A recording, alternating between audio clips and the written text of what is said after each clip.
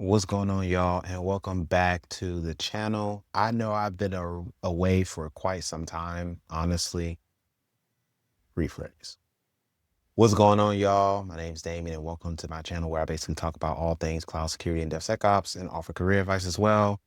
And in today's video, I'm basically going to be sharing my entire journey from start to finish on how I was able to get a new job in the cybersecurity industry as a senior cloud security engineer, but also talk to y'all about how hard it actually was to get the job in the first place, because it was not easy. Most of this video, if not all of it, will pretty much be unscripted. It's coming straight from the dome, and it's just going to be based on my experiences. So let's just get straight into it. All right. So I basically started my job hunt in November 2024 of last year, or November 2024. And I quickly noticed within, I say, the first couple of weeks after applying for multiple jobs, trying to see if I can get some callbacks, et cetera, just going the traditional path of just applying for jobs, that it just was not working at all. I was getting rejection after rejection. Sometimes my resume would just pretty much go into the pile of no calls. And honestly, it was like I was applying to at least 10 to 20 jobs a day, every day, at least that were available for what it is that I wanted. And, I quickly had to change my strategy during that time period. Although I would say I did have one or two calls with some folks who were hiring for various different companies. Most of the JDs didn't align with what it is that I wanted. And they also had certain requirements like being on call and certain things like that for the type of pay that they were paying that I just wasn't okay with either. But the thing about it was, why did I even start looking in the first place is I was just kind of fed up where I was previously. I've been working in financial services for quite a while. And it got to a point where I was just like, you know what, like this culture that I'm at now currently just isn't going to do it for me. And it's time for me to start making some changes and try to find a company that pretty much aligns with what it is I want to do. And the culture enables me to be able to exceed at a different level and own things at a different level. So during that time in November, when I had went through a couple of calls and also was getting like hella rejected, that December, I basically took some time, during the holiday season to revamp my resume. I actually went on LinkedIn and I toggled on the I'm looking or actively looking switch, but I did it in a way where I pretty much configured it to only allow recruiters to see that I'm actually looking for a job. But people who work for my company can't see that, right? Can't see that banner. Because I just didn't want to have nobody, coming to me asking me like, oh, you're searching for a job. And I didn't want things to be real awkward between us. I wanted that to kind of be like a little secret and also to speak to people who I actually trusted. All right. So all December, spent time looking at my resume. I spent time actually asking myself what it is that I actually wanted from another organization or what it is that I wanted from another company. And, you know, I started looking at some of the culture memos. Me being a senior in my field, being pretty much a cloud security engineer, but heavily on the DevSecOps and automation side of the house. I knew for a fact that I didn't want to deal with too much red tape or too much bureaucratic processes that was stopping me from being able to build things out at a rapid pace and at scale. And I felt like really within the realm of financial services that it was relatively impossible for me to be able to do that. So I was like, I don't want to work for any banks. I don't want to work for any, true financial services companies, no brick and mortar companies. Like I actually want to work for an organization that was more on the leaner side of the house. You know what I'm saying? A tech first organization. And with that, I remember stumbling across this organization, which I did an interview with. I'm not going to say the names of any of the companies that I've interviewed with, but I stumbled across this culture memo of a FANG company that I read from cover to cover in December. And I guess I might be giving it away, but I think one of the key things that really stood out to me was just how laid out it was, how much effort they put into it, and how customer obsessed and how anti we are not a family. I mean, and how we are not a family they were, basically, like how anti-family they were when it came to, you know what I'm saying, describing what it is that they look for in people and how their culture was set up. And when I read it, I was just like, this resonates with me so freaking much because like when I go to work, like I know we're not a family. I don't want to be a part of a work family. You understand what I'm saying? Like I'm here to do a job so I can go home and take care of whatever business I need to take care of at home. So I knew for a fact that like not only did I need to change my strategy and my approach as far as like me applying to jobs, but I need to be very intentional and focused on the type of companies that I actually wanted to work for. So I started to dive deeper into, you know, the culture memos of other companies, right? That I was targeting. Some of them were, you know, other financial fintech companies, crypto startups, and even FANG companies and other tech companies. And I think at that point, I would say came January, that's really when the interviews started to happen. But all of December was really just me trying to figure out where it is that I wanted to go and what values aligned with what company values and corporate values aligned with mine and what company culture I wanted for myself. And then also leveraging the network that I built to be able to get my foot in the door and speak to some of these recruiters at some of these companies. So Jan 2026 came around, right? I would say just all of Q1, it was mad hectic. I was getting pinged by recruiters on LinkedIn, primarily because my LinkedIn was optimized for the type of jobs that I actually wanted to see. So when I was getting pinged, it was really by some pretty high value organizations that were hiring for, you know, DevSecOps engineers and cloud security engineers. And I also had one company that I entertained that actually sent me an email. And it was a crypto startup that wanted to basically hire me for a DevSecOps engineer. And I was actually pretty open to it. So I ended up going through the interview process with them at that time in Q1, along with some other companies. But this one in particular, I remember like it was yesterday because this was actually a company where I got a verbal offer from, but I turned it down. And you're probably wondering, like, bro, you was looking for a job. Why would you turn it down? Well, there was a couple of things that was kind of alarming to me, but I think the key thing was, you know, it was, I think it was about 4 to 5 rounds of interviews and the verbal offer came in, but there was a last minute call before I actually got to that last interview with a recruiter. And the whole thing was, you know, I'm coming in here, I'm just like, I want to know what your environment is. You know, are you guys using Azure, using AWS, using GCP, and where would I fit into the picture? And my understanding was basically that I was going to be a DevSecOps engineer, but working primarily with AWS, which is my comfort zone, right? And I get into the call with the guy that, mind you, they just hired not too long ago. I mean, I don't think he was there for even a month, right? And he was like, yeah, like, if you're comfortable with it, like, you know, we're actually going to need you to learn Azure all the way. And I'm like, y'all need me to learn Azure. I'm literally a whole AWS specialist. So that's probably not going to work, especially if y'all hiring me for a senior DevSecOps engineer. And to be honest with y'all, like, honestly, I don't even like Azure like that. So I was just like, okay, I'm gonna go ahead and I'm gonna take this back, you know, and that's when I started calling some of my friends. I'm just like, you know, I don't even think I should go through with this because, you know, even though the pay is good, they're paying me some pretty good money, or they were going to pay me some pretty good money. It was like me having to learn a new cloud service provider on top of what I already know. I literally will be starting over from scratch. And I don't even care for the platform like that. So I'm probably just going to say no to this anyway. So I cut that line, didn't really hear anything back after I sent the email. So I think that bridge is probably burned, but you know, it is what it is. So fast forward after that happened, I started getting an opportunity from some of the other companies. Now, one of these companies in particular was a FANG company, and I did not apply directly for this role. I knew somebody who was basically able to vouch for me and give me a referral in.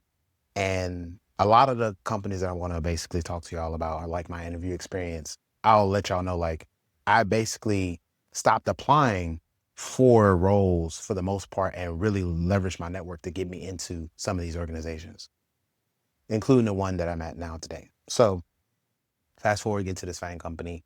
And, FANG companies are notorious for having multiple rounds of interviews, right? So I'm getting in, and I think the key thing about this particular position was it was basically a cloud security engineer, but it was less on the coding side and more on the architectural side. Like, I'm basically going to be designing out these scalable systems, and it was just pure AWS because the company is an AWS partner, right? Exclusive, that is.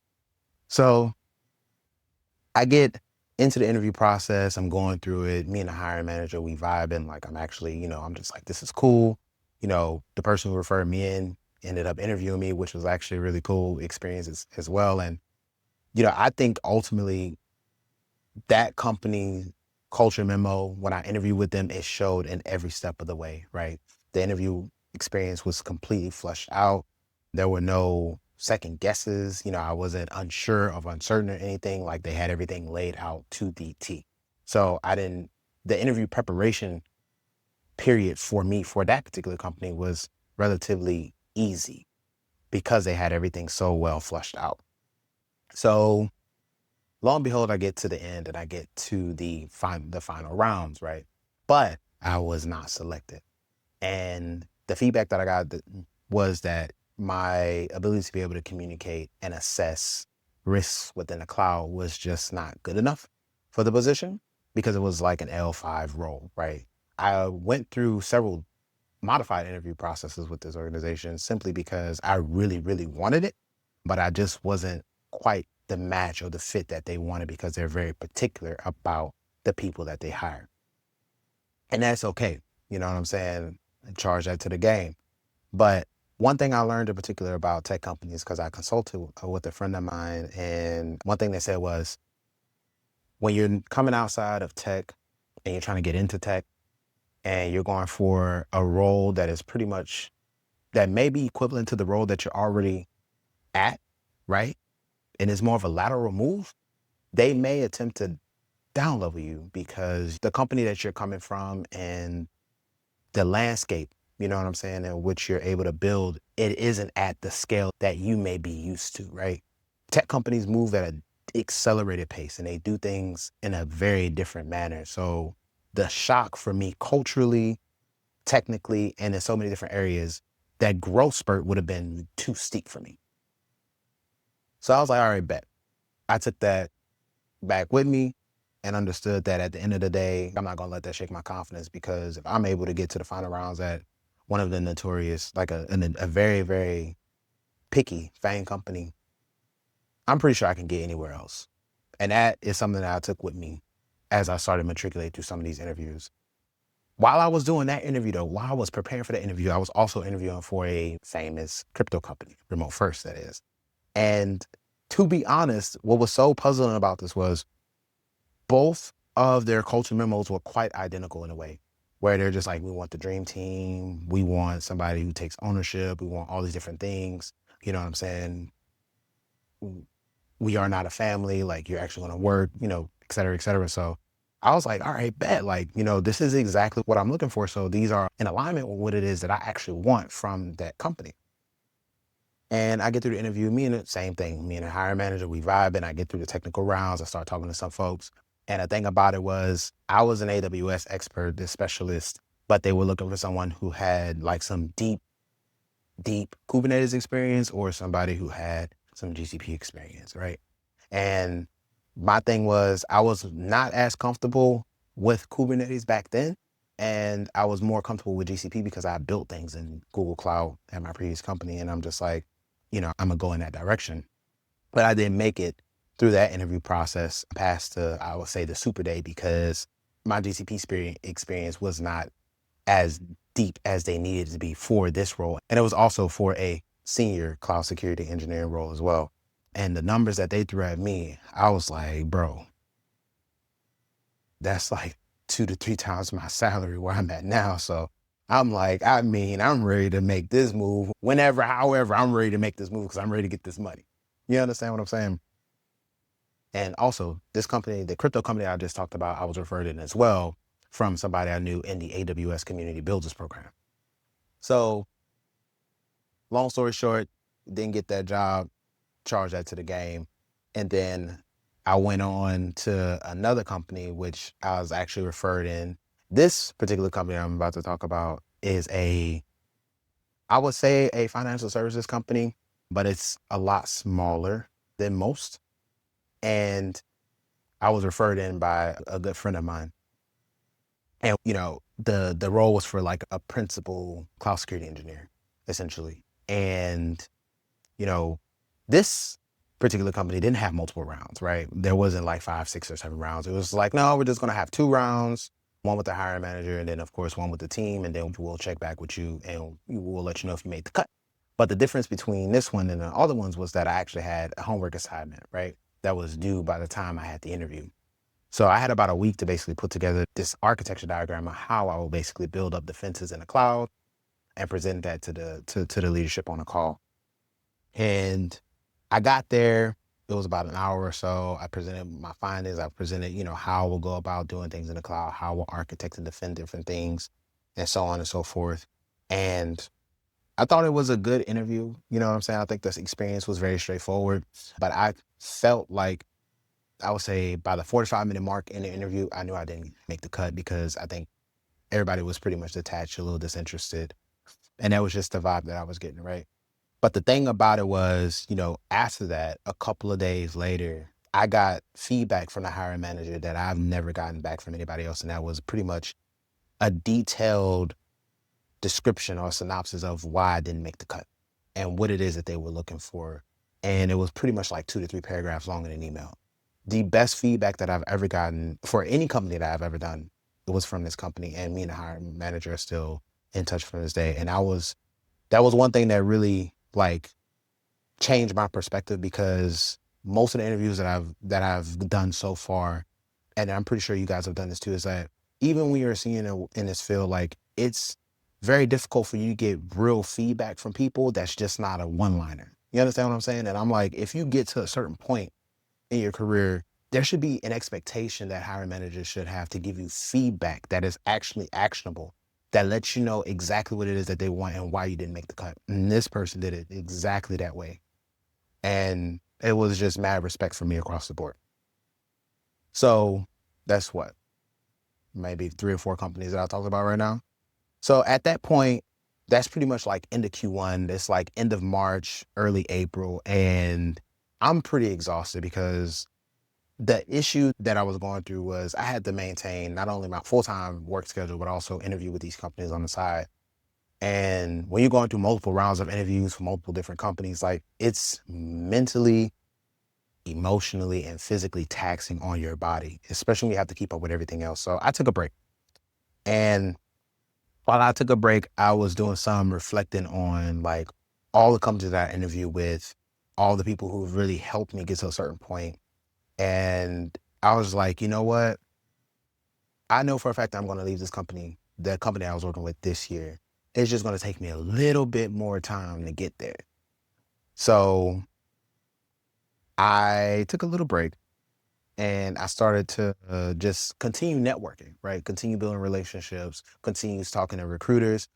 The thing that I noticed this year, particularly in 2025, was that a lot of these recruiters were slinging contract roles and they weren't slinging full-time roles at all. And I was not looking for any contract roles. I was only interested in full-time roles. So that was a non-negotiable for me. And then the pay scales for a lot of these roles, they pretty much capped out at a certain threshold. And I was already over it for a lot of the roles, especially for a lot of the small companies, right? So it I was just churning through a bunch of recruiters, meeting with them and chatting with them. And I came across one opportunity for this small fintech company that one of my buddies was able to refer me into. And that's pretty much where I landed. And the thing about it was the interview experience here was just so easy. And I'm not talking about easy as far as like the questions and, that it wasn't challenging, but like the people were personable. I was able to have like an actual conversation and not feel pressured in a certain way to be able to deliver the correct responses. And I feel like in a lot of cases, a lot of these companies, they don't make the interviewee comfortable enough to kind of like speak. and had those conversations, they don't make it conversational. It feels more like an interrogation.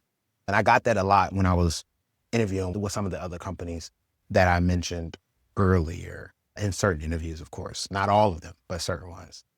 So, I got through the interview process. I ended up getting the offer extended to me on Juneteenth, which I'll never forget because I knew that was the Lord telling me that, it's time for you to go ahead and abandon ship. And I took that offer and I moved forward with that. But before I even got there, I interviewed with another FANG company, and I already knew that it just wasn't going to happen for me because I was like, I'm just going to entertain them anyway because I just want to see what will happen. And they were like, nah, like you're going to come in like 5 days a week. Mind you, I wasn't working 5 days in the office a week at my previous company. So I'm like, why the hell will I go in here for 5 days a week for the money that y'all paying? It's not going to happen. But I just wanted to go through the process just to see what it was like. And I wasn't really a big fan of it because it literally felt like an interrogation the first time I got on a call. It was like it wasn't personable at all. It's like, oh yeah, we're having a phone conversation for an hour. I want to ask you a bunch of technical questions and that's just what it is. I don't care. Um, you know, there's other jobs and other companies out here that really align with what it is that I was looking for anyway. So that's pretty much a summation of what happened. But mind you, I didn't get my final offer or the offer that I took for the company until, like I said, Juneteenth. So it was pretty much like in June. And I didn't leave my previous company for this company until like July, late July, early August, right? So that pretty much wraps up like my overall interview experience. So now that you guys understand, my journey from pretty much November all the way to July, now I'm basically going to share, what I've learned about this industry so far by just interviewing with all these various different companies. And the first thing I learned is these hiring managers are unforgivable. And I feel like in a lot of cases, a lot of these companies are looking for the perfect candidate to show up through the door. And they don't understand that the perfect candidate probably doesn't really exist. Like you may get maybe 80%, maybe 90% of what it is you're looking for, but 100%, I'd be damned if you get that, to be honest with you. The tech landscape is so vast, it's so complex. There are so many different things that are coming, new services, new solutions that are coming out every day. It's very, very difficult to find somebody that's going to know it all unless they have no life. And I stand on that. I'm sorry if, I offend you when I say that, but we got to be realistic. People are people. People have families. People have things that they actually need to do outside of work. And not everybody's going to have the time to sit there and dedicate their entire life to this profession and to this craft. I'm sorry. That's just what it is. The second thing that I noticed is not only are they looking for the perfect candidate, but I think also the pay is not aligned with the expectations. If you're looking for the a candidate that can do multiple jobs, or you're looking for three people in one, you better come with some money because in a lot of cases, y'all really aren't paying people. And I genuinely think that that is a part of the problem. I'm not going to sit up here and talk about the recession indicators or anything like that because to me, that doesn't really matter as much when you have people who are pretty much too fixated on looking for the perfect candidate for the role and not willing to make sacrifices or compromises. And people are going through these interviews, but they're getting ghosted. I forgot to tell y'all that I got ghosted by a fintech organization twice. I spoke to the hiring manager. I asked him about a role. I literally connected with the recruiter, got set up to the interview. No one came to the interview. And this happened twice, fam. Twice. I am not joking with y'all. So another thing, make sure y'all sit up there and y'all show up to the interviews and stop wasting people's time. I feel like a lot of people nowadays, I've been talking to so many different people, they get ghosted in their interviews. They're getting ghosted by companies for whatever the reason is. Like, y'all need to sit up here and be transparent with these people that are investing their time interviewing with y'all because everybody's time is important, not just yours. And I think that that's also another problem is, you know what I'm saying? People are just pretty much getting ghosted and left in the dust. And when you follow up, no one's saying anything. You know what I mean? So I'm like, I can't sit here and waste my time with y'all if y'all gonna continue to do this. And I think the last thing is, and this is less on the organization side, but just more on like the end user side, like our side, right? I think it's really up to us to do our due diligence and really focus on the company cultures, do our reconnaissance, do our research on the organizations that we're applying to, and not just applying to everybody, right? I think that you have to be strategic and intentional with your time. You have to be strategic and intentional with the relationships that you're building with people, and understand that at the end of the day, in this market, there is a very high chance, unless you have a stellar resume, of course, that you will not get an interview by just putting your resume and applying through the company's website. Like, you got to find somebody that you know, or find someone who knows somebody else that works at that company to be able to vouch for you, because these organizations are getting hammered, especially in cybersecurity. They're getting hammered with multiple resumes daily. You have to do something that's going to make you stand out in order for you to get a role, to be frank with you. So I say all that to say, invest in your network. Invest in that, because your network is really your net worth. And that's what's really going to get you, that's really what's going to help you become gainfully employed. And the last one before I forget, if you're struggling trying to find a job right now, you got to make sure you out there posting and sharing knowledge and sharing the things that you're doing on LinkedIn or all these social media platforms, because those are going to be the things that are going to help attract recruiters to your inbox so you can have those conversations. One thing that I've been doing, and I've been so adamant about it, is posting about things that I'm doing, posting about things that I'm learning. If I'm building a new project, it's going on GitHub, it's getting shared on LinkedIn. I'm sharing it with people who I think might find value in it. And I think you should do the same as well. Again, this market is not like COVID's market. It's not like the market pre-pandemic and during COVID. These companies are not hiring like that anymore. So you have to go above and beyond just to get a new role. And I'm speaking from a senior perspective, right? Because it's hard out here for seniors too. But I can imagine this exact same thing that I tell other seniors who are in the field is the exact same thing I tell these juniors or people who are trying to transition into the field. You got to learn out loud. You got to post. You got to be active so that you can attract the right people to come into your inbox so you can get those opportunities. And that is it. That's the end of this video. If you made it this far, please make sure you like, subscribe, definitely share with somebody who probably experienced the same thing or who's going through the same thing. I can tell you right now, the market ain't gonna get easier. It's gonna get harder before it gets better. Make sure y'all keep y'all heads up. If you're out here searching for a job, you will become gainfully employed. If you got laid off, I'm praying for you. And at the end of the day, there's only so much that we can do on our side. There's only so much that we can do to control our results. So just make sure you focus on the things that you can control. And like I said, that's pretty much it. New content's coming out soon. I'm going to try to be more active and post, but you know, new gig, new responsibilities, still trying to find a way to balance everything out, especially with my home life. All right. Thank you guys so much. Take care. See y'all in the next video. Later.